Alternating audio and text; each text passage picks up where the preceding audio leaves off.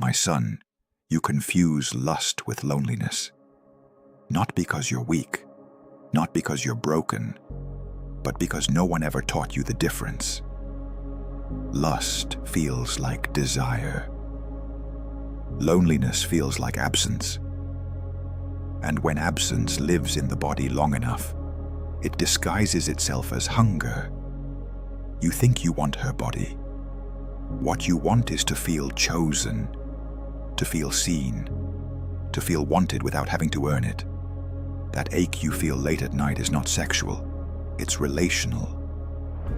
You reach for women, images, fantasies, conversations that go nowhere, not because you are overflowing with desire, but because something in you feels untouched, unmet.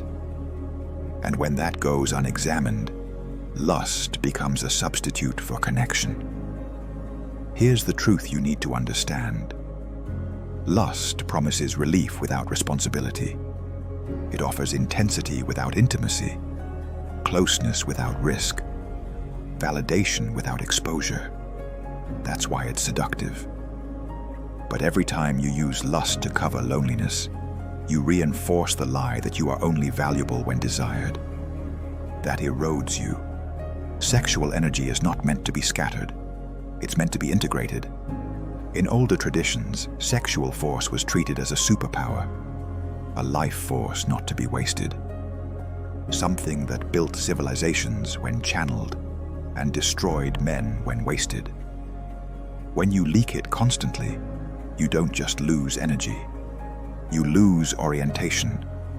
You become reactive instead of deliberate, restless instead of grounded, hungry instead of directed.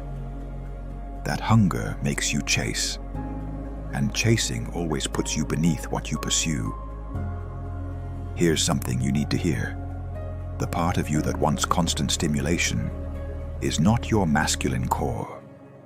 It's your unintegrated inner world. When you slow down and remove the stimulation, the discomfort rises. Loneliness shows itself clearly. That's the moment most men run back to lust. But if you stay there, if you don't escape it, something changes. Loneliness stops being an enemy. It becomes information. It shows you where you've abandoned yourself, where you've outsourced intimacy instead of building it internally, where you want connection but haven't yet learned how to create it honestly. Contained desire becomes power. Uncontained desire becomes compulsion.